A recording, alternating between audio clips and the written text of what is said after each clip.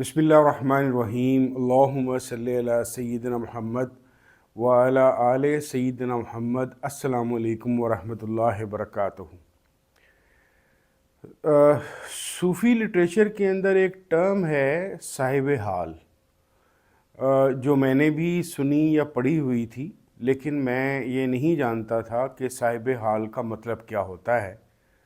To be very honest, Wasif Ali Wasif साहब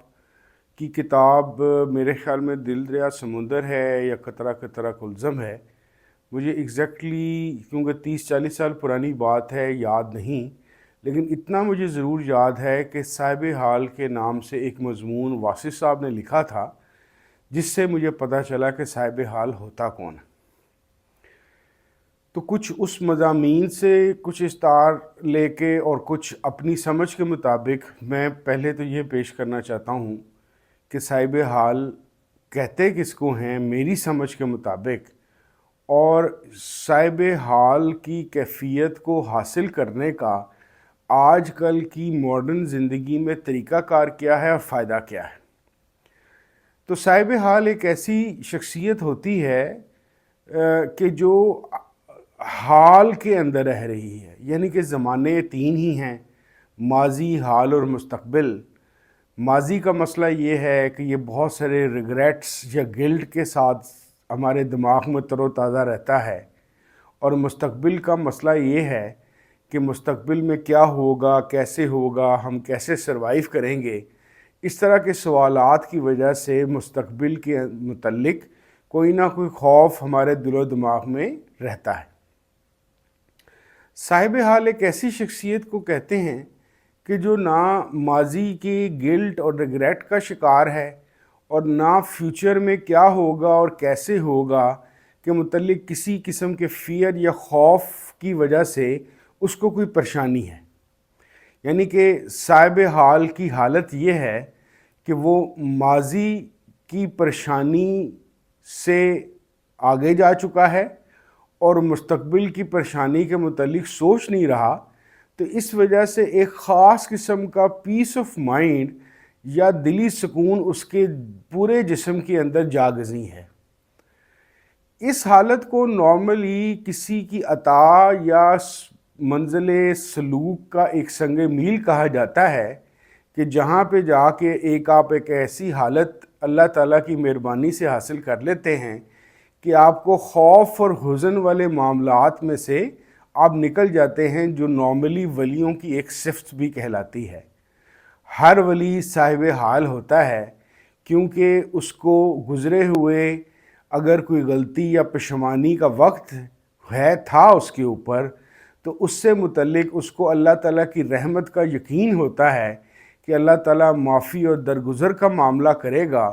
और मुस्तक़बिल को वो अल्लाह के हवाले कर चुका होता है कि जो भी होगा इंशाअल्लाह ताला खैर का मामला होगा, या वो एक ऐसी स्टेज पे खड़ा हो जाता है कि जो मेरे सरकार की मर्ज़ी, यानी कि जो मेरे अल्लाह की मर्ज़ी, मुझे वो कबूल है। तो बेसिकली साहिब हाल एक ऐसा बंदा है जो किसी भी हालत के अंदर कबूलियत के दर्जे को या दिल से मान लेने को पा चुका होता है। दैट इज़ वाई माजी और मुस्तक़बिल उसके मसले नहीं रह जाते हैं। वो सांस लेता है, वो कारगुजारी करता है या कोई भी काम करता है, अपनी मौजूदा हालत को और मौजूदा हाल को देखते हुए वो ना माजी को कोई अमेंड करना चाहता है, और ना मुस्तक़बिल में उसके कोई बड़े बड़े ख्वाब या बड़ी बड़ी ख्वाहिशात होती हैं, जिसकी वजह से उसको ऐसी तगोदो करनी पड़े जिसकी वजह से वो परेशानी हो। तो आप यूँ समझ लीजिए कि फ़ी ज़माने के अंदर एक टर्म है माइंडफुलनेस, जो साहिब हाल की दिमागी या नफ्सियाती हालत से बहुत करीब तरीन होती है। माइंडफुलनेस एक ऐसी हालत है जिसके अंदर आप माजी और मुस्तक़बिल से परे होकर अपनी मौजूदा हालत या मौजूदा सिचुएशन को इस तरीके से टैकल और डील करते हैं कि जिसके अंदर आप किसी एंग्जाइटी या स्ट्रेस का शिकार नहीं होते। नॉर्मली माइंडफुलनेस या साहिब हाल की जो हालत है اس طرح کی کیفیت پانے کے لیے سب سے زیادہ ضروری چیز یہ ہے کہ آپ ہر اس چیز کو اوائڈ کریں جو آپ کو غصہ دلا سکتی ہے، آپ کے اندر ناراضگی ڈیولپ کر سکتی ہے، آپ کو سٹریس یا انگزائٹی کا شکار کر سکتی ہے۔ یہ تمام چیزیں کب ہوں گی؟ یہ تمام چیزیں تب ہوں گی جب آپ اپنے حالات سے کوئی خاص قسم کی ایکسپیکٹیشن لگا لیں۔ اس خاص ایکسپیکٹیشن کے پورا ہونے میں کی صورت میں آپ کو ایک خاص ایکسائٹمنٹ ہوگی، اور اگر اس کو متعلق یہ خدشہ یا خطرہ آپ کو ہو کہ ہو سکتا ہے جو خواہش یا جو چیز میں حاصل کرنا چاہ رہا ہوں اس کے لیے میں تیار نہیں ہوں یا مجھے نہ ملے، تو اس کی وجہ سے آپ کسی انگزائٹی کا شکار ہوتے ہیں۔ تو صاحب حال ایک ایسا انسان ہے کہ جو اپنی خواہشات کو یا نفس کی زور آوریوں کو اپنے گھٹنے تلے دبا چکا ہوتا ہے۔ اس کا دل چاہتا ہے تو وہ کوئی خواہش کرتا ہے، دل چاہتا ہے تو بڑی سے بڑی یا چھوٹی سے چھوٹی خواہش کو اپنے دماغ سے رفع کر دیتا ہے،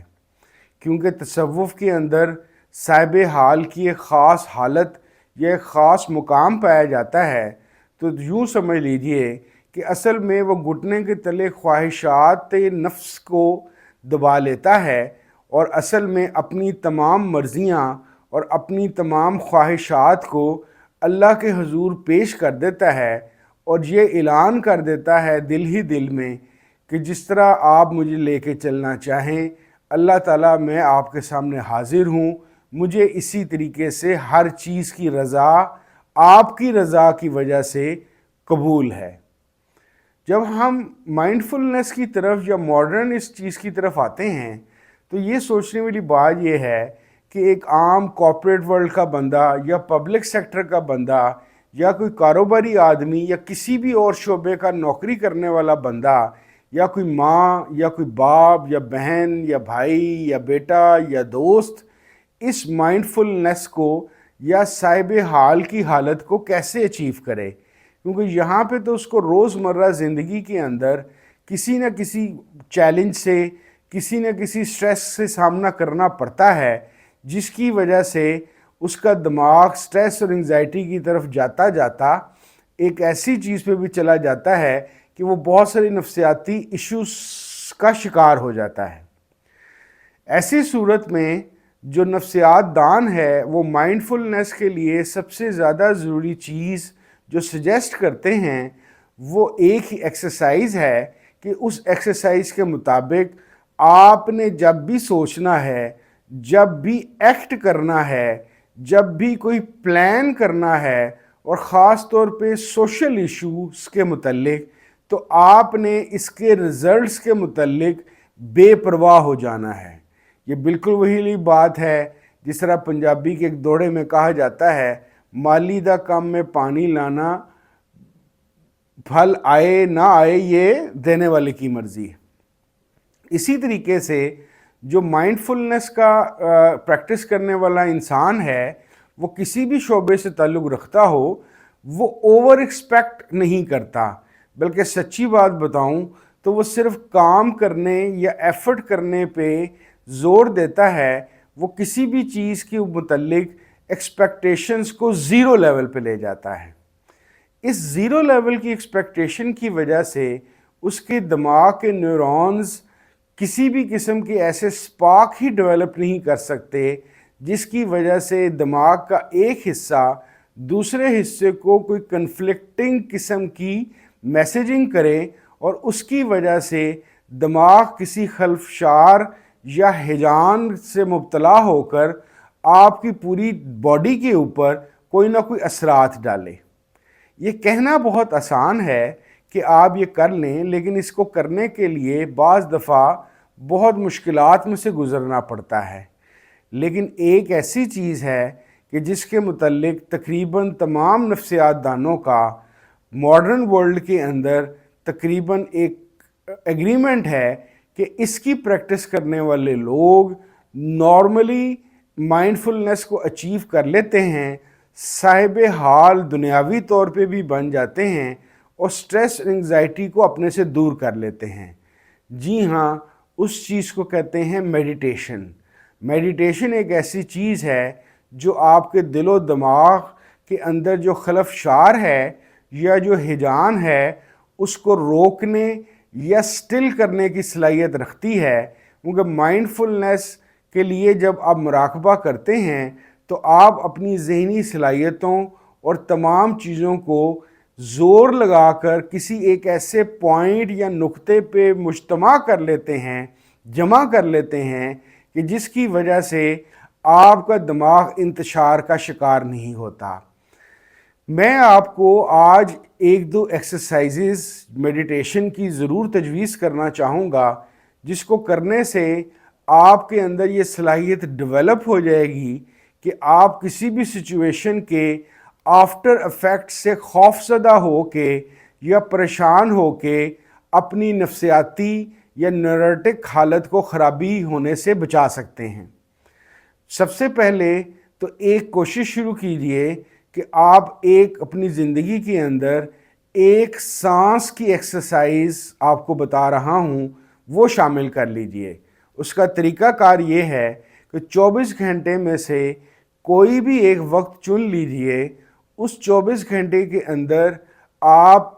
ایک وقت جو آپ نے مقرر کر لیا ہے، کوشش کریں کہ روزانہ اسی وقت یہی والا عمل آپ دہرائیں، اور اگر صبح کے وقت ہو جائے یا رات سونے سے پہلے ہو جائے تو آپ کی باڈی پہ اس کے بہت پازیٹیو اثرات آئیں گے۔ یہ ایک سانس کی ایکسرسائز ہے۔ سانس کی ایکسرسائز کہ آپ نے کرنی اس طرح سے ہے کہ سب سے پہلے اپنے دائیں نتنے کو اپنے انگوٹھے سے دبا لینا ہے، اور اس کے بعد بائیں جو سا آپ کا نتنا ہے اس سے سانس اندر کھینچنی ہے اور 5 تک گننا ہے، 1 2 3 4 5، اور پھر اس کو یہیں سے واپس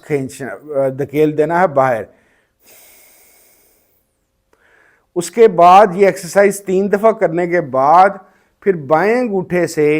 بایاں نتنا دبا کر آپ نے یہ چیز 3 دفعہ یہ والے دائیں نتنے سے سانس کھینچنا ہے اور باہر نکالنا ہے۔ اس کے بعد دونوں ہاتھ نیچے کر کے دونوں نتنوں سے آپ نے 5 دفعہ یہ دہرانا ہے کہ سانس اندر کھینچیں، 5 تک گنیں اور آہستہ آہستہ اپنے منہ سے ایکسہیل کر دیں۔ 5 دفعہ آپ نے یہ کرنا ہے، یعنی کہ 3 دفعہ آپ نے دائیں نتنے سے ہوا کھینچنی ہے اور باہر نکالنی ہے، 3 دفعہ آپ نے بائیں نتنے سے ہوا کھینچنی اور باہر نکالنی ہے، اور 3 دفعہ آپ نے یہ ایکسہیل اور انہیل کرنے کی دونوں نتنوں سے ایکسرسائز کرنی ہے۔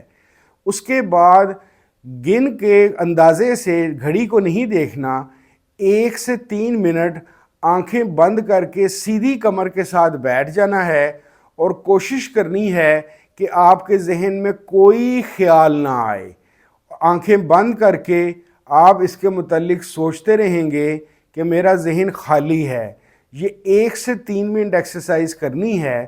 اس کا آپ کو فائدہ کیا ہوگا؟ اس کا سب سے بڑا فائدہ یہ ہوگا کہ اس سانس کی ایکسرسائز اور اس میڈیٹیشن سے آپ کو پہلی دفعہ اپنے دماغ کو سجیشن دینا اور کنٹرول کرنے کی پریکٹس آپ کو شروع ہو جائے گی۔ آہستہ آہستہ آپ کی یہ پریکٹس آپ کو اس سچویشن میں لے کے جائے گی کہ جہاں پہ آپ اپنے دماغ میں آنے والی تھاٹ کو یا خیال کو روک بھی سکیں گے اور جب چاہے اس کو جاری کر سکیں گے۔ اس کا سب سے بڑی پریکٹس اور فائدہ امپلیمنٹیشن یا اپلیکیشن یہ ہے